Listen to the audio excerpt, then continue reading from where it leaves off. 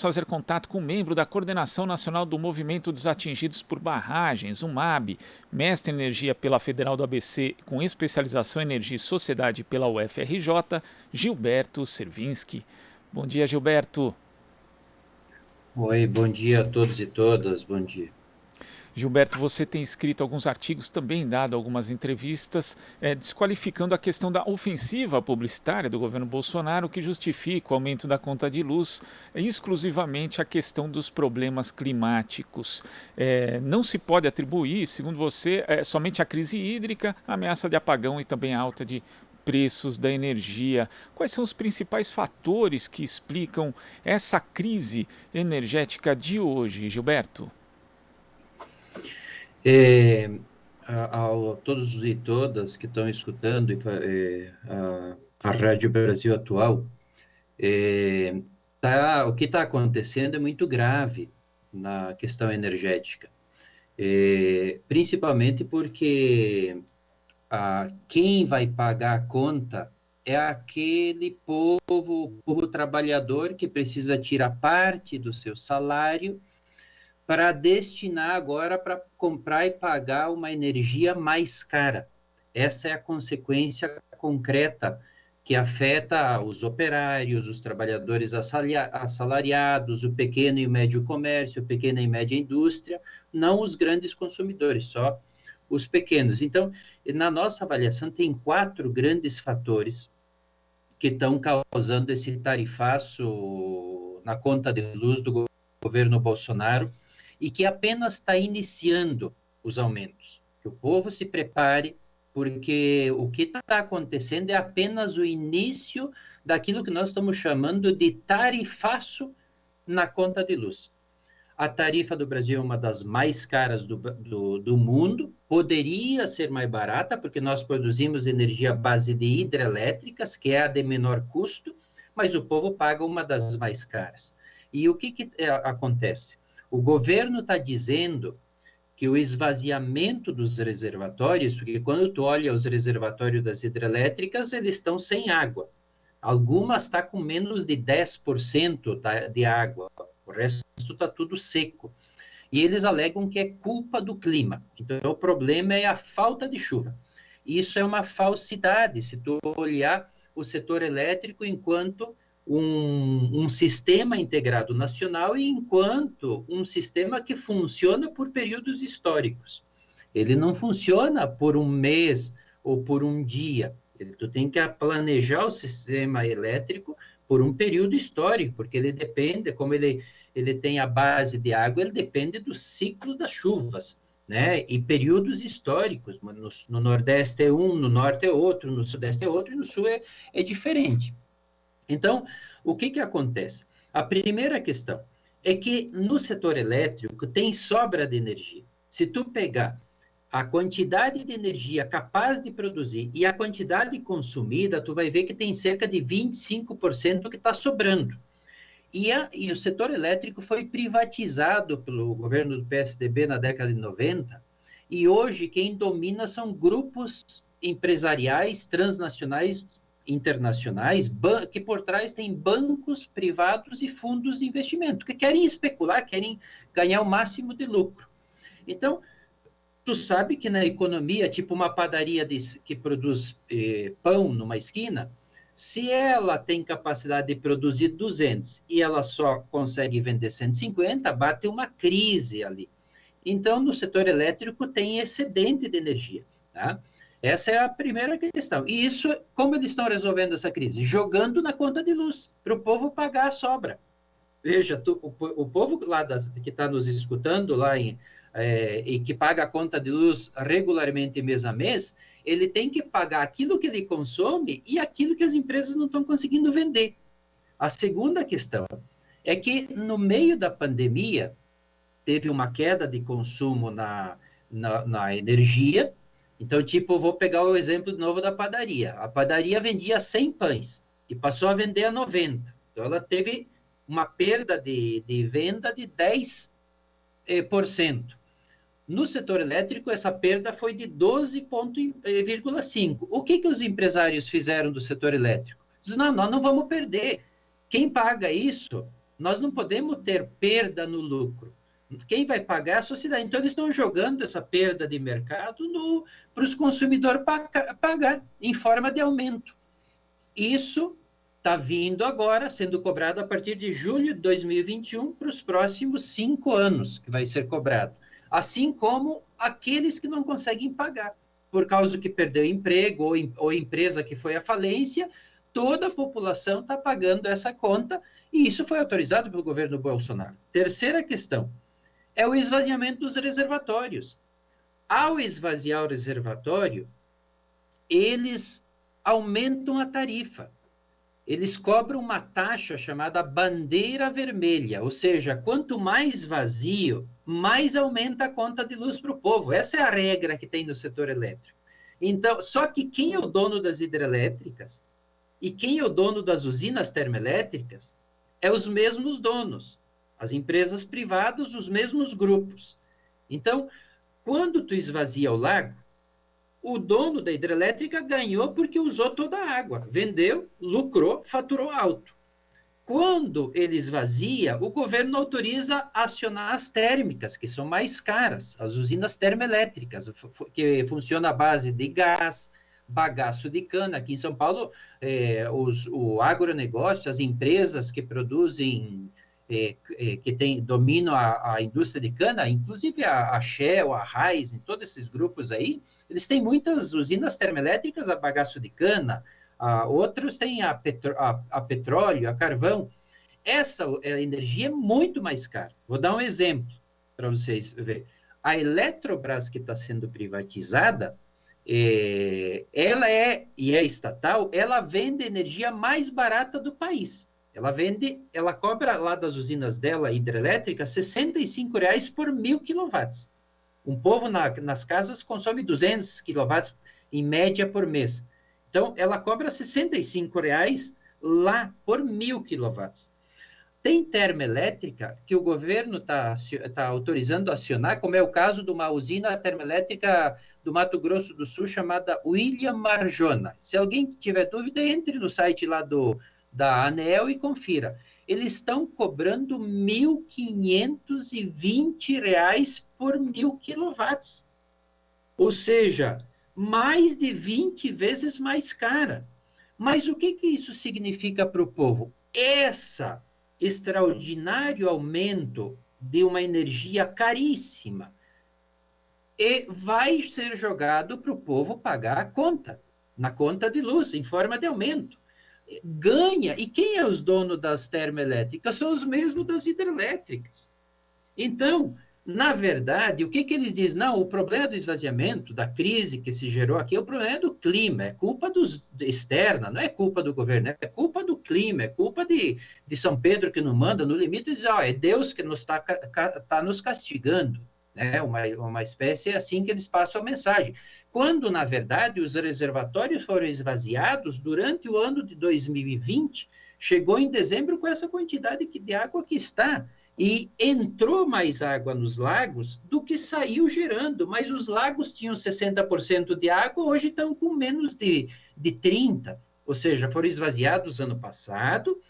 Agora, esse esvaziamento é fruto da política de operação das usinas, conduzida pelo governo e pelo operador nacional do sistema, junto com os empresários. Para quê? Para criar um clima de escassez de água nos lagos, para explodir as tarifas e eles lucrar alto em cima do povo. E isso tudo vai vir na conta de luz, né? Então, essas questões, sobra de energia, né? Essa questão da pandemia que eles bancaram os empresários, e isso está vindo agora sendo cobrado na conta de luz. Esvaziamento dos reservatórios e privatização da Eletrobras, que também vai causar 25% de aumento, isso tudo está sendo jogado para o povo pagar a conta na conta de luz. Isso tudo vai vir de agora em diante para frente. Começou agora. Que o povo, que a população se alerte. Isso é correto? Não, isso está errado. Isso não pode, isso é injusto, isso não é certo. Está tudo errado no setor elétrico. Agora, essa é a consequência do governo que nós temos aí e que ele privilegia os privilegiados e penaliza o povo que trabalha, a classe trabalhadora principalmente. Essa questão que eu queria fazer para você, Gilberto, porque você descreve um cenário no nosso setor energético em que o mercado atua praticamente sem limites, né? Com alguns grupos privados buscando maximizar seus lucros e totalmente sem controle. A gente pode dizer que o governo federal, nesse momento, abriu mão de controlar esse mercado, abriu mão de fazer qualquer planejamento para um setor que é vital para a economia e para a vida dos brasileiros? Exatamente isso. É exatamente isso que aconteceu. E isso não está só acontecendo no setor elétrico. No setor elétrico, ele entregou. Veja, o setor elétrico foi privatizado. Se tu pegar e entrar, quem é o dono da empresa chamada Enel, que é a antiga Eletropaulo aqui em São Paulo? É um grupo italiano, que por trás desse grupo italiano, os acionistas são bancos e fundos de investimento. Tá? Então, assim é as outras empresas de energia elétrica. E quem é que coordena, por exemplo, aquela entidade chamada Operador Nacional do Sistema, que é a entidade que autoriza qual usina vai gerar mais, qual usina se vai secar o lago, gerando energia máxima ou não. Isso é uma reunião dos empresários. Veja, isso é a completa perda de soberania, e essa é a consequência. E, claro, os empresários vão operar para eles lucrar o máximo. E qual é a regra que tem no setor elétrico, para tu ter uma ideia? No setor elétrico diz assim, ó, tudo que custo que existe, seja lá com as hidrelétricas, com as linhas de transmissão, com a distribuição, toda a dívida que existe, seja ela pequena ou seja ela uma dívida imoral e extraordinária, com taxas de juros imorais, e o juro, e tudo isso, tudo é repassado porque na conta de luz em forma de aumentos, porque a regra diz o seguinte, todo o custo deve ser pago pelos consumidores finais de energia elétrica. Portanto, o governo entregou para essa gente operar o sistema e deu no que deu. Isso significa privatização, isso significa a modo como é que ele atua. Diz, olha, ele não fala assim na economia, ó, eu estou entregando a economia para o Paulo Guedes, ele é o posto Ipiranga. Quem é o Paulo Guedes? O Paulo Guedes é o representante dos banqueiros nesse país, né? Ele é do sistema financeiro. Então, na economia, deixa que os banqueiros... Na energia, os banqueiros também, porque eles são donos das empresas de energia. E eles estão operando para faturar e lucrar o máximo. Isso se chama especulação financeira. Mas isso tem consequências para o povo brasileiro. Tem duas consequências, Glauco. Uma, a tarifa aumentando cada vez mais, e significa aumentar a tarifa da luz, porque eles cortam se tu não pagar. Significa tirar o salário do povo que já é baixo, que está perdendo emprego, e significa diminuir a comida no prato da refeição, talvez do filho ou dos familiares. Segunda consequência, ao aumentar o custo da energia elétrica, porque aumenta em toda a sociedade, aumenta o custo também, muitas vezes, para a pequena e média empresa, para a padaria, para as pequenas e médias indústrias, e isso em plena crise da economia não significa sair da crise, significa agravar a crise e aumentar o desemprego em massa. Portanto, o povo sofre com duas consequências, com o aumento da tarifa mês a mês, e significa como se fosse uma desvalorização do seu salário, e a outra é perda de empregos. E bloqueia a possibilidade de gerar novos empregos para o povo. Por quê? Porque agrava a crise. Isso se chama desindustrialização. Essa é a consequência dessa política, e ele entregou. Ele fez isso também, Glauco, no feijão. O povo, muitas vezes, não entendeu por que o feijão aumentou. Antes do governo Bolsonaro e do golpe, existia estoques públicos de feijão. O governo Lula e a Dilma, principalmente, tinham feito isso. Ele tinha estoques públicos, e ele, quando via percebia que o preço do feijão ia aumentar, ele botava esse feijão de estoque público para regular os preços e não deixar aumentar. O que fizeram depois do golpe?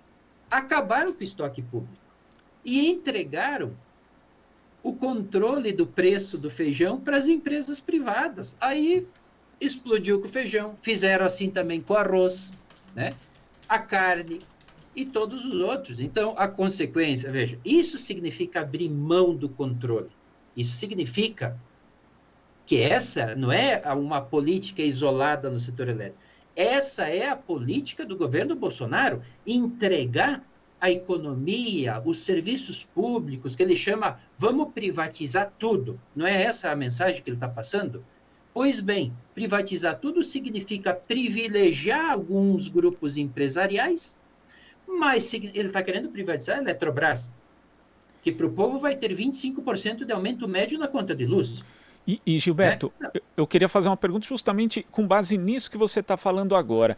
Nós tivemos ali no final do segundo mandato do ex-presidente Fernando Henrique Cardoso uma ameaça de apagão, e essa ameaça só foi contornada no governo Lula por conta de um planejamento estatal, né? Houve todo um planejamento para evitar esse risco. Agora, o cenário de hoje, né, que a gente tem, que é ruim para o consumidor residencial e também para a economia, para a própria criação de empregos, como você destaca, Gilberto, pode se tornar ainda pior com essa possível privatização da Eletrobras, com o governo abrindo mão ainda mais dos instrumentos que tem para interferir no setor elétrico? Se a privatização da Eletrobras acontecer, vai ser talvez um dos maiores crimes da história de nosso país em se tratando de privatização. É muito mais grave do que a Vale, porque por trás da privatização da Eletrobras não está só... A Eletrobras, para tu ter uma ideia, é dona de 125 usinas, as melhores hidrelétricas do país, e ela vende energia mais barata. E, ao privatizar, eles têm na lei lá, que o Bolsonaro mandou para o Congresso, ele permite, diz, eu não só vou privatizar, mas eu também vou autorizar que essa energia barata, agora eles possam mudar o preço e cobrar mais caro. E o que é cobrar mais caro no caso, que nem das usinas hidrelétricas? Ela está vendendo a 65, eles vão passar a vender a 300, porque esse é o preço do mercado. Essa 5 vezes mais cara vai ser jogada na conta de luz, tá? Então, a Eletrobras hoje, de certa forma, ela é um instrumento, ela tem 125 usinas e tem 70 mil quilômetros de linha de transmissão e 350 subestações. Isso é um gigantesco patrimônio. E de quem é esse patrimônio? Não é do governo. Esse patrimônio é nosso, do povo brasileiro, que paga mês a mês, parte por parte. É como pagasse um apartamento, uma casa em prestações por 360 meses, depois, ao final, tu é dono. As hidrelétricas funcionam exatamente assim. O povo paga mês a mês a conta de luz, um pouquinho por mês, e ao final pertence ao povo. Ao final de ter pago tudo isso, ele tem o direito de receber energia barata. O que eles estão dizendo? Não, agora nós vamos entregar para os empresários continuar cobrando caro. Então, ao privatizar a Eletrobras, o governo não vai ter mais nenhum controle na energia elétrica. E vamos estar na mão de quem? Na mão dos bancos e dos fundos internacionais, em parceria com grupos empresariais brasileiros, que estão afim, o quê? É faturar alto, lucrar alto. A tarifa vai explodir com isso, e as grandes vítimas é o povo brasileiro. Por isso que nós estamos dizendo, todos somos atingidos por essa política. Nós estamos puxando uma campanha nacional que nós estamos dizendo, o preço da luz é um roubo, né? E tira a comida do povo, porque o que está acontecendo ali não podemos aceitar, né? É lamentável, mas vai ter que mudar isso ali. E o governo Lula e Dilma, quando eles fizeram, de fato, eles retomaram o papel da estatal no protagonismo e no papel que ele tinha da geração, para não deixar causar apagões, não deixar para fornecer energia para o país, para ter uma melhor qualidade. Ao fazer isso, ao largar a mão de tudo, o que vai acontecer também? Além do tarifaço e além de nós estar na mão agora sob completo controle dos empresários, dos grupos privados. Vai aumentar, vai ter uma queda na qualidade de energia e aumentar os apagões. O Amapá, uma empresa privatizada, uma linha de transmissão que deveria funcionar por 30 anos, era a concessão dela, deveria garantir qualidade de fornecimento por 30 anos, em 8 anos gerou o maior apagão da história do Amapá e por tempo do país. 22 dias sem energia e desde lá 5 apagões já teve no Amapá agora no último ano. 5 apagões. Quem é a empresa lá? Uma empresa privada. O que aconteceu lá? Ela, para lucrar mais, botou equipamentos de quinta categoria, equipamentos mais baratos, de péssima qualidade, não fazia manutenção, não entregou o que estava previsto no contrato de concessão. Aí, em 8 anos, entrou em colapso e o povo está lá. E sabe quem vai pagar aquela conta lá? O governo assinou um decreto que esse custo para contratar, para resolver, para recolocar a qualidade de energia no Amapá vai ser jogado na conta de luz de todos os brasileiros pagar. Então, veja, as vítimas vão ter que pagar porque elas são vítimas. Essa é a consequência da privatização e isso não pode, isso está errado, isso não funciona. E quando se fala da privatização da Eletrobras também, Gilberto, além de, como você destacou, ser uma alienação do patrimônio público, do governo estar abrindo mão de controlar o sistema elétrico brasileiro, além do consumidor ter que pagar, né, provavelmente com uma conta mais alta, ainda tem um mecanismo chamado de retorno de bonificação de outorgas, ou seja, o consumidor residencial ainda vai pagar os custos da privatização, Gilberto? Eu não sei se o pessoal diz, então, isso aqui não é verdade, o que é esse tipo, mas é assim que funciona no setor elétrico. É assim que isso que tu chama RBO, Retorno de Bonificação de Outorga. Por exemplo, o governo agora, a Eletrobras é dona de uma hidrelétrica chamada Tucuruí, uma hidrelétrica de primeira linha, lá no Pará, no meio da Amazônia. Ela foi construída há 30 anos atrás. Essa hidrelétrica vai ter a concessão terminada em 2023. Teoricamente, ela é uma hidrelétrica que se chama amortizada, ou seja, que o investimento acabou de está sendo pago tudo, e com juro e tudo, né? Teoricamente, essa hidrelétrica, se o povo pagou ela, por meio das contas de luz, ele tem o direito agora de receber energia baratinha. Pois o que eles estão dizendo? Não, vamos fazer o seguinte, nós aqui, o orçamento do governo se tu pegar o orçamento federal, do dinheiro, tem uma dívida gigantesca do orçamento público, e o dono dessa dívida são os bancos também. Então, eles estão dizendo, não, nós precisamos o quê? E isso dá juros, isso dá um volume grande de juros. Então, o orçamento público do governo federal vai para juros. Aí, o que o governo está dizendo assim? Não, nós precisamos de dinheiro para seguir pagando o juro da dívida pública para os banqueiros. Então, vamos fazer o seguinte, essa hidrelétrica, em vez de passar a vender energia barata, agora nós vamos fazer de conta que vamos vender ela como se fosse nova. Vamos ver o capital aí que queira botar a grana, mas nós vamos devolver o dinheiro da privatização para esse que topar adiantar o dinheiro. E ele tem direito de cobrar juros sobre esse valor. Então, a RBO, esse retorno e bonificação de outorga, é o seguinte, se os donos da privatização da Eletrobras vão fazer isso, nós vamos pagar tanto, vamos adiantar o dinheiro para o governo, e o governo nos devolve com juros e correções pelos próximos 30 anos. Isso se chama, ou seja, o valor da privatização da Eletrobras vai ser devolvido para quem comprou a Eletrobras, pagando juro para eles por esse dinheiro adiantado. Então, na verdade, não é uma privatização, se tu for ver. É uma transferência de um patrimônio que é do povo para um grupo de particulares. Quem é os particulares? O privilegiamento dos privilegiados, porque não é qualquer empresário de esquina, ou seja, um pequeno e médio empresário que vai ganhar a Eletrobras.